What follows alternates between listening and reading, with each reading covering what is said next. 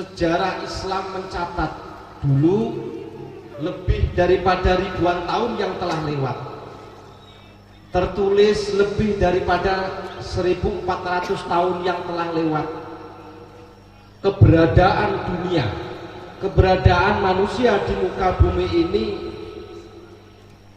disebut zamannya, peradabannya adalah zaman jahiliyah. Dalam sejarah Islam ataupun sejarah agama-agama yang lain itu mencatat bahwa 15 abad yang telah lewat, keberadaan kondisi dunia ini dalam kondisi jahiliyah.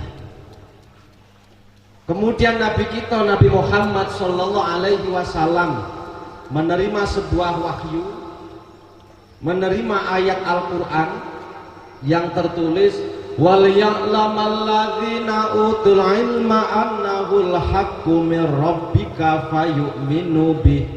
fayu'minu bihi fatuhbita lahu qulubuhum fa innallaha lahadil ladzina amanu ila siratim mustaqim. Ketika dunia dalam kondisi jahiliyah, Gusti Allah menurunkan sebuah ayat wal ya'lamal ladzina utul ilma annahul haq.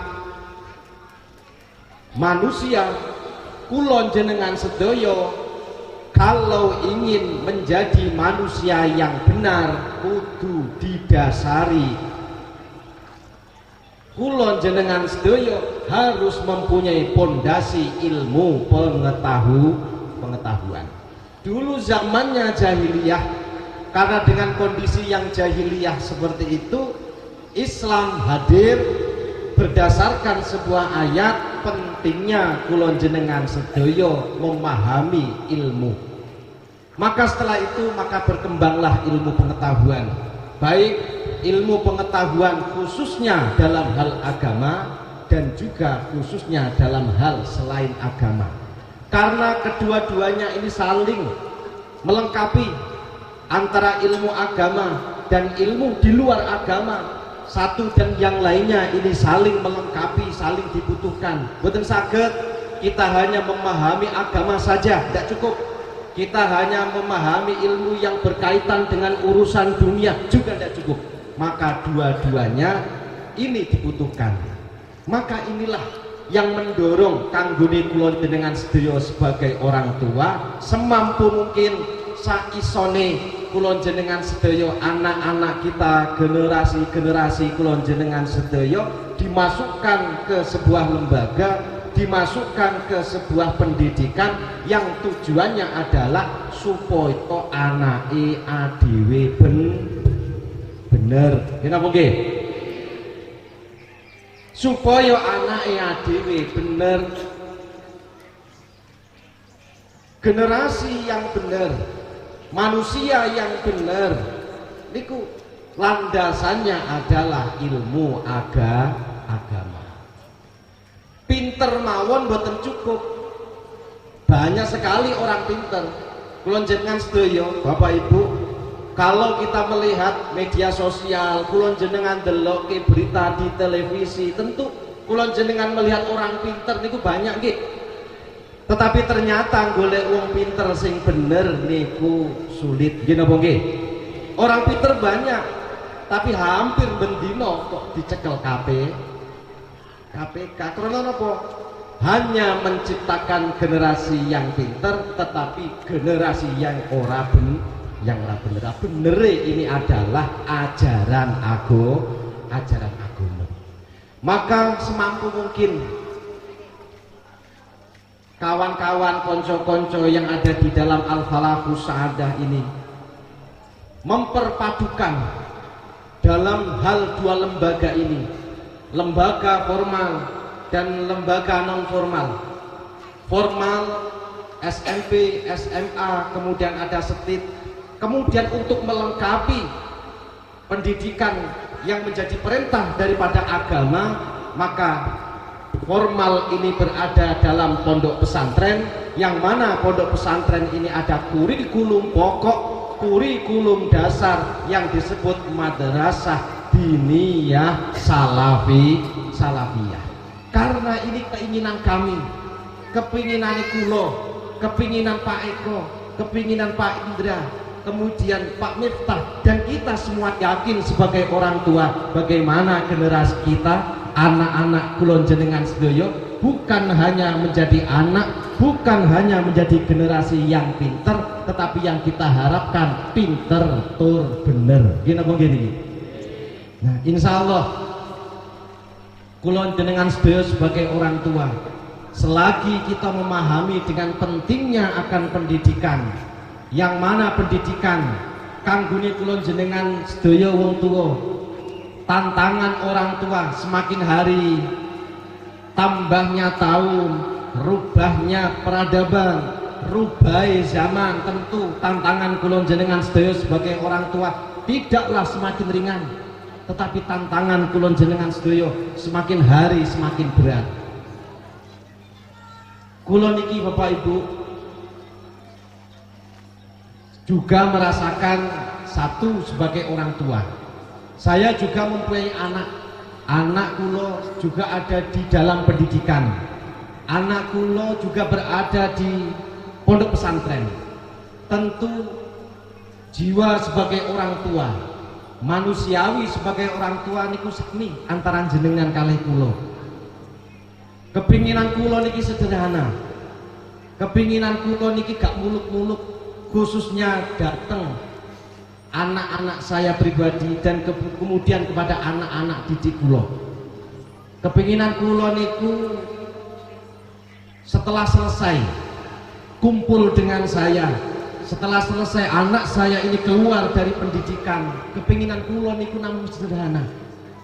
Mbok yo nalika bapak ini kok seumpama umurnya itu nanti cukup kata Gusti Allah, seumpama kalaupun ada keluarga kita ini yang sudah meninggal dunia, seumpama kalau orang tua ini yang masih hidup masih sehat, keinginan yang sederhana adalah supaya sing ndongake aja wong liya dhisik, supaya sing ndongake aja janganlah orang yang jauh dulu. Kepinginan yang sederhana adalah supaya yang pertama adalah yang mendoakan adalah anak-anak kulon jenengan sedaya. Gini apa nggih? Kira-kira lah ikhlas ndongakne niku ikhlas anake dhewe napa malah ikhlas wong liya kira-kira? Jenengan niku niki contoh, niki seumpami kalaupun kita punya orang tua kita ini sampun sedo, orang tua kita ini meninggal dunia, jenengan niku luweh napa nggih?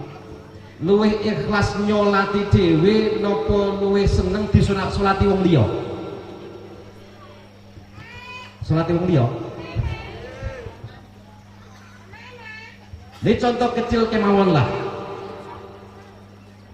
Kulon jenengan sedaya sebagai orang tua, tentu harapan yang pertama adalah bagaimana anak-anak kita, generasi kita, yang pertama adalah bisa memahami kedua orang tuanya, bisa mendoakan kepada kedua orang tuanya, baik ketika kulon jenengan sedaya masih hidup di alam dunia ini, terlebih kulon jenengan sedaya sudah menghadap kepada Allah Subhanahu wa ta'ala. Karena doa orang tua dan anak ini akanlah sambung, doa orang tua dengan anak ini pastilah akan sampai bi ghairil hijab, dengan tanpa ada penghalang.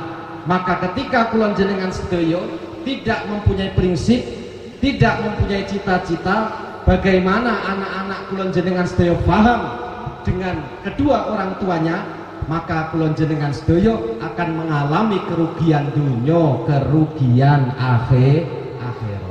Terlepas anak kita akan menjadi pejabat ataupun yang lainnya, itu adalah min fadlillah, itu adalah anugerah saking Allah Subhanahu wa ta'ala. Bapak Ibu, 3 tahun anak jenengan bersama kami, 3 tahun jenengan napa nggih menyerahkan jenengan masrahne sami Pak Eko Wahyudi selaku kepala sekolah SMP masih teringat icik kelingan banget 3 tahun yang telah lewat jenengan datang ke kantor SMP kemudian jenengan menyerahkan masrahne memberikan amanah kepada SMP kula kita sik kemutan 3 tahun kula tasik kemutan kok jenengan ketemu kali kula mendaftarkan masrahne nah 3 tahun niki mboten kraos 3 tahun kalau ketika masih kita jalani rasanya kok suwi tetapi setelah kita lewati ternyata 3 tahun dalam hal pendidikan ini adalah masa yang sangatlah singkat kula nyuwun secara pribadi dan semua lembaga dawuh utlubul ilma minal mahdi ilal lahdi golek ilmu niku mboten enten teke belajar itu tidak ada habisnya apit contoh mulai SD ataupun sebelumnya PAUD ataupun TK kemudian sekarang SMP lah SMP menika Bapak Ibu bukanlah pendidikan yang terakhir kula nggih tasih kemutan kula niki berada di dalam sebuah pendidikan di pesantren Darus Saadah mulai kelas 4 SD niki kakang kula yo hadir teng mriki kakak kula kandung Mbak Yu kula niku hadir di tengah-tengah jenengan sedaya juga wali santri, wali siswa itu. Saya dulu kelas 4 SD itu berada di dalam pondok pesantren. Selesai dari pesantren saya ini tahun 95 96 kula rampung. 95 96 kula terus melanjutkan pengabdian. Seminggu 3 kali 4 kali kula niku ngajar di pesantren. Sampai pada tahun 2003 2002 kula selesai pengabdian. Tidak selesai dari itu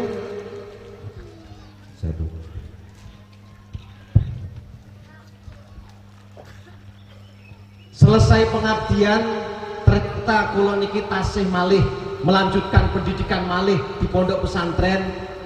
Konco kula mendirikan sebuah pesantren yang sekarang disebut Nurul Qadiri teng Lampung Tengah. Rumah kula selesai pengabdian itu ya selesailah saya belajar.